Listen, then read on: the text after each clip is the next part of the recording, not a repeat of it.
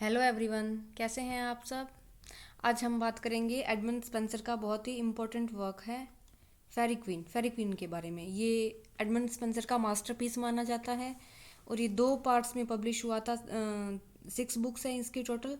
तो 2 बुक्स है, 3 बुक्स है वो तो आई थी 1590 में, और जो बाकी 3 बुक्स है वो आई थी 1596 में।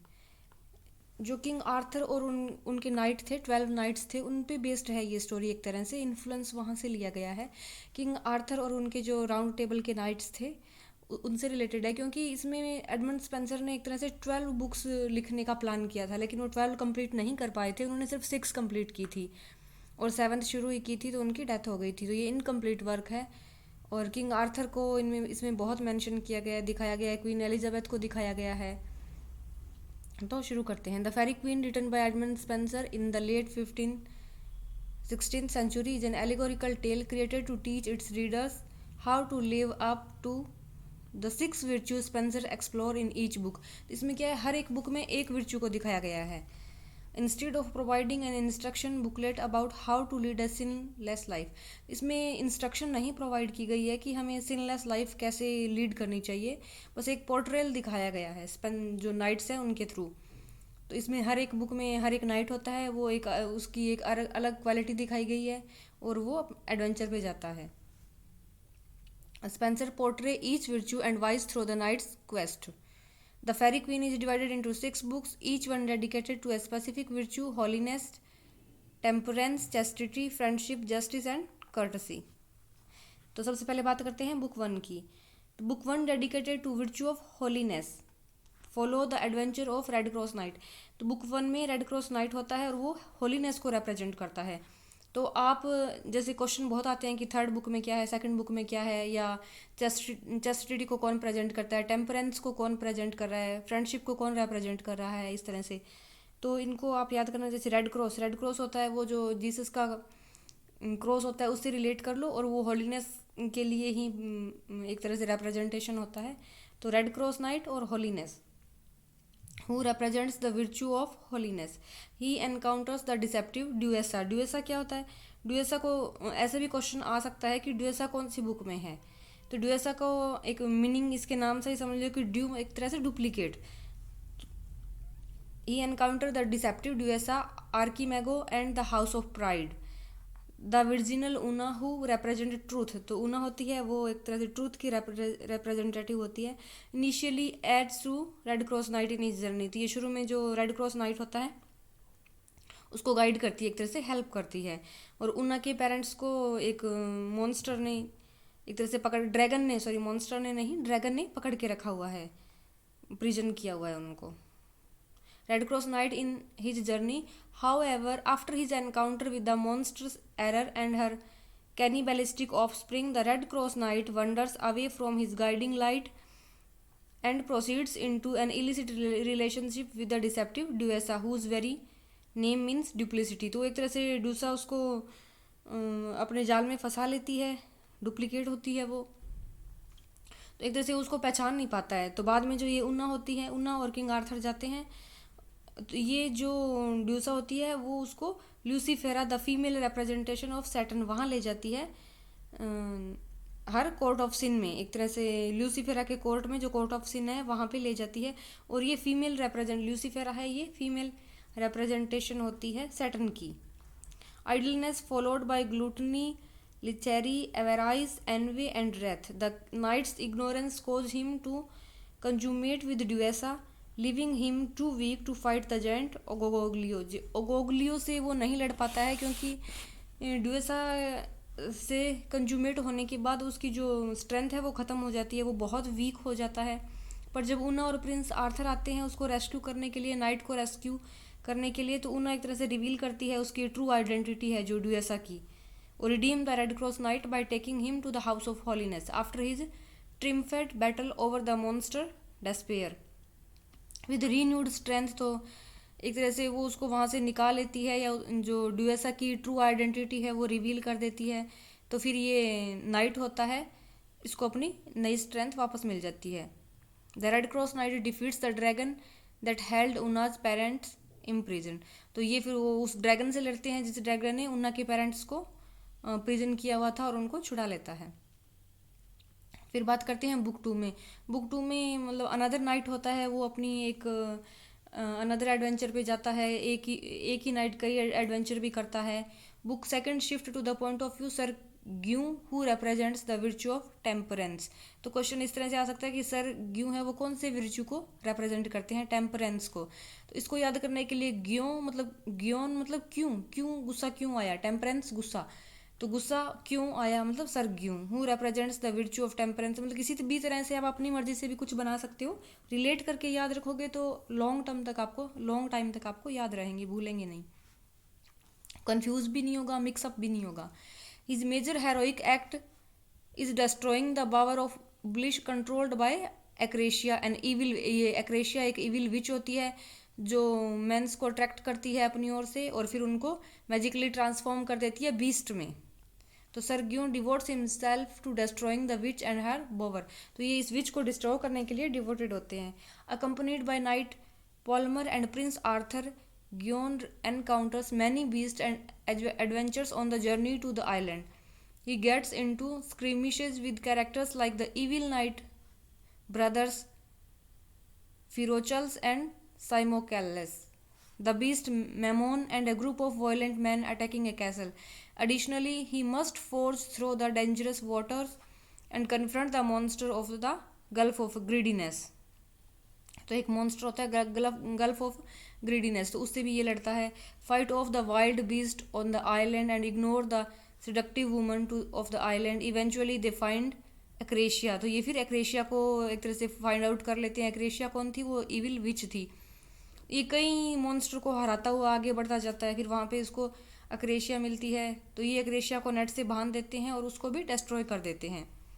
बुक थर्ड है। Book third introduce the reader to the lady knight Britomart. ये एक ही सारे जो नाइट है वो मेल है, ये एक फीमेल है, फीमेल लेडी नाइट एक तरह से Britomart, who represent the virtue of chastity. ये किसको रिप्रेजेंट करती है, चैस्टिटी को।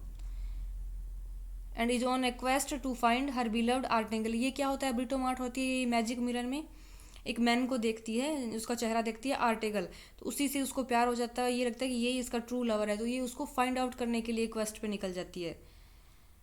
Unlike book 1 and book 2, book 3 is set up a collection of separate love stories. इसमें एक ही स्टोरी नहीं है, मतलब एक बहुत सारे कलेक्शन लव स्टोरीज का कलेक्शन है इसके अंदर, जो एक दूसरे के अंदर इंटरवोवन है। Love stories that are interwoven into a pattern of relationship representing both chaste and unchaste love affair. तो एक तरह से एक स्टोरी में चेस्टिटी को ये ब्रिटोमार्ट प्रेजेंट करती है, इसकी स्टोरी है, फिर कोई एक और लेडी होगी जो अनचेस्टिटी को रिप्रेजेंट कर रही होगी, तो इस तरह से कंट्रास्ट दिखाया गया है। The first love affair is Britomart whose love for Artegall occurs after she see him in a magic mirror. Meeting previous characters such as Sir Guyon, Prince Arthur and the Red Cross Knight, Britomart must confront foes such as the seductress Malicasta, who is very representation of unchaste lust. जैसे ये जो ब्रिटोमार्ट है ये chastity की को represent करती है, उसी तरह से ये मेलिकास्टा है ये अनचेस्टिटी को रिप्रेजेंट करती है। Compare to the other chaste character like Florimell, Britomart, chastity does not need to be tested because her chastity is embedded within her very nature. मतलब इनकी वो टेस्ट करने की ज़रूरत नहीं है चेस्टिटी को, इनको देख के ही पता चलता है इनकी नेचर से ही कि ये बहुत ही विर्चुअस लेडी है। After she meets the knight Scudamore and help him rescue his betrothed Amoretta, Britomart continue her journey to find Artegall by the end of the book 3. तो ये एमोरेटा को एक तरह से उसकी हेल्प करती है सर्च करने में और अपनी जर्नी को अपने आर्टिकल को ढूंढने में आगे कंटिन्यू करती है। उसके बाद हम बात करते हैं बुक 4 की। बुक 4 में जो विर्चू दिखाया गया है वो है फ्रेंडशिप। तो थोड़ा सा book 4 in its elaboration on the virtue of friendship is also a collection of stories from, जैसे ब्रिटो ये बुक 3 थी, इसमें भी तो चेस्टिटी और अनचेस्टिटी को कंट्रास्ट करके लव स्टोरीज दिखाई गई हैं, उसी तरह से इसमें भी स्टोरीज का कलेक्शन है बुक 4 में। From Britomart the rescue of the fair Amoretta to the false friendship between Blademore and the Envious Peridel. Book 4 explore friendship as a social and public virtue that contrast the private virtue of book first to third.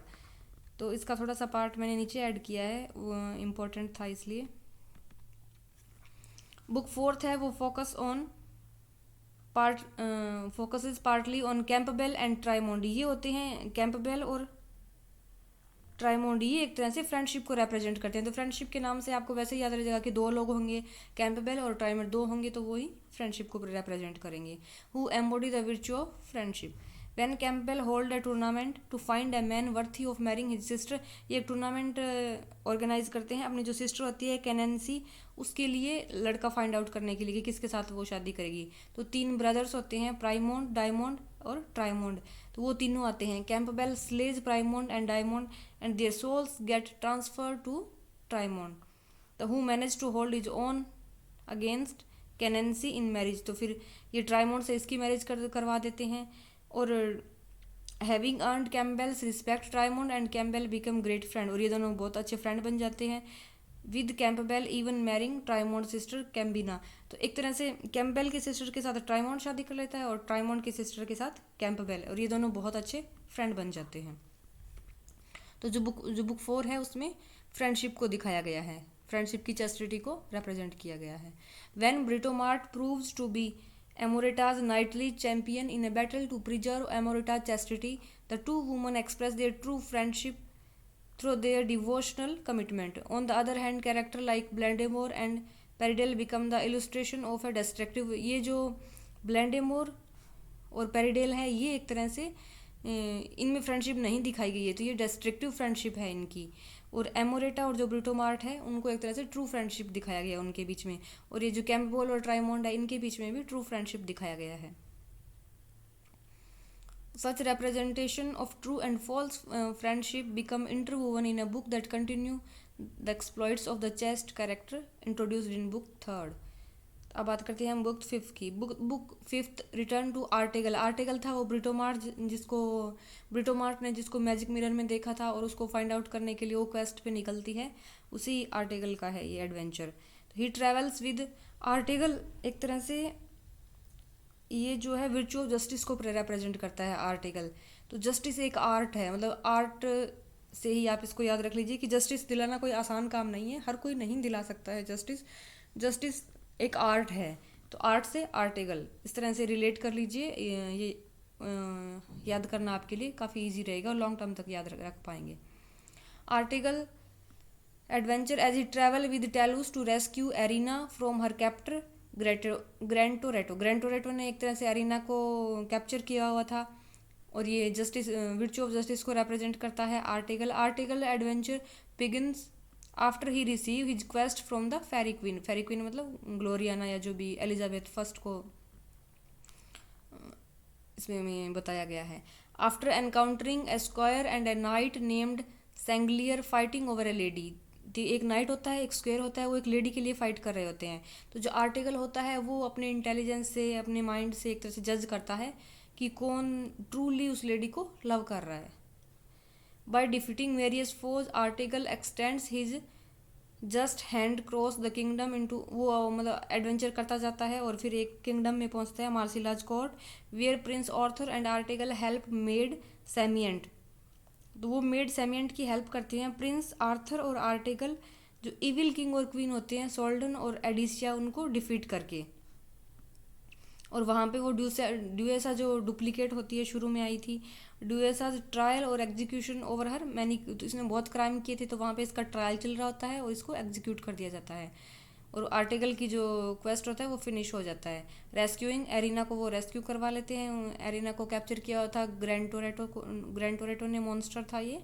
इसने Ariana को जो capture किया था वहाँ से इसको छुड़वा लेते हैं और फिर आगे चलते हैं. लास्ट बुक है बुक 6. बुक 6 में जो नाइट है उसका नाम है कैलिडोर. तो कैलिडोर प्रेजेंट करता है कर्टसी को. Book 6 follow Calidore as he spread the social virtue of courtesy. तो कैलिडोर सी और सी से ही कर्टसी, आप ऐसे याद कर लीजिए. कर्टसी और सी दोनों सी से शुरू होते हैं, कैलिडोर और courtesy. Book 6 start with Calidore defeating Crudor and his wife Briana, then teaching them the virtue of courtesy. तो एक तरह से ये जो कैलिडोर होता है वो डिफीट करता है क्रूडोर और उसकी वाइफ बेरियाना को, और उनको विर्चू ऑफ कर्टसी टीच करता है। Calidore continue his adventure, eventually meeting knight Calepine and his lady Serena who was beaten and poisoned by the Blatant Beast. एक नाइट होता है कैलेपाइन और लेडी सेरेना को बीस्ट ने एक तरह से बाइट कर दिया है, जिससे उसका जहर फैल गया है। फिर जो किंग आर्थर होते हैं, प्रिंस आर्थर सॉरी, वो एक तरह से क्योर बताते हैं कि इस पॉइजन का क्योर क्या है।